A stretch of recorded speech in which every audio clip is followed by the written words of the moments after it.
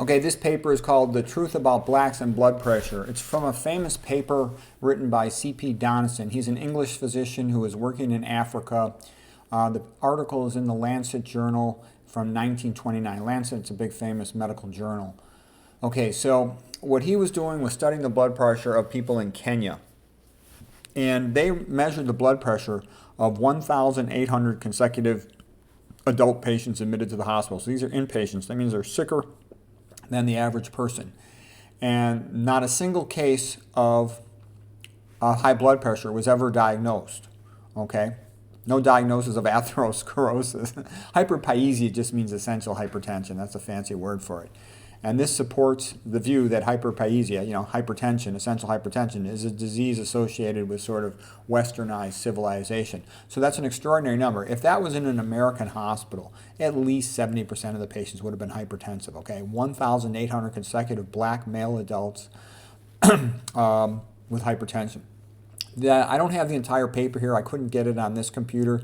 I am able to get the paper on other computers, but I wasn't able to get it on this one that I'm using to give this talk. I'll just tell you what else was said in the paper.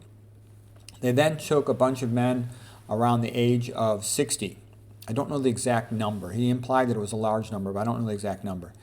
And he checked their blood pressures.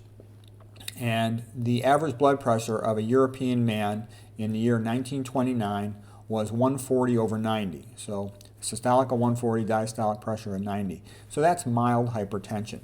Okay, now here's where it gets interesting. He then checked the average blood pressure of an African man of same average age of 60 years. And guess what? The average blood pressure of an African man from Kenya who ate a plant-based diet in 1929, the average blood pressure was 105/67. I'll say it again because it's so extraordinary. 105/67. So basically, they have the same blood pressure when they're teenagers as they do when they're elderly. Okay, that's extraordinary. And the reason it's so extraordinary, and I kind of jokingly called this video The Truth About Blacks and Blood Pressure, is because, when I was in med school, we were always taught, well, gee, blacks have really high blood pressure, and nobody really knows why. It seems to be genetic. It seems to be salt sensitivity.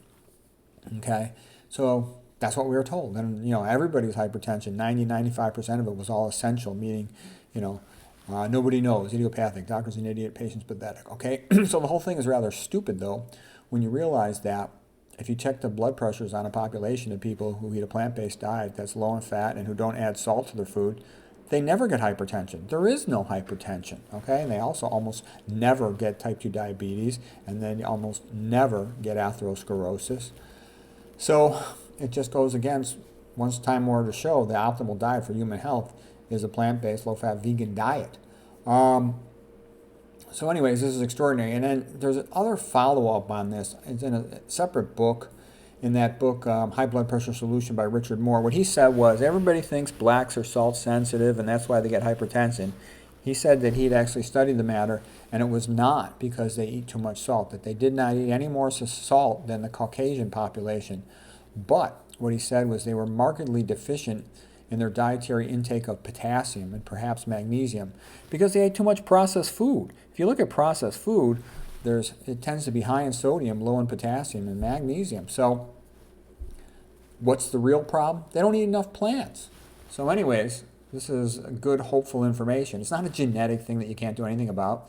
It's due to the diet.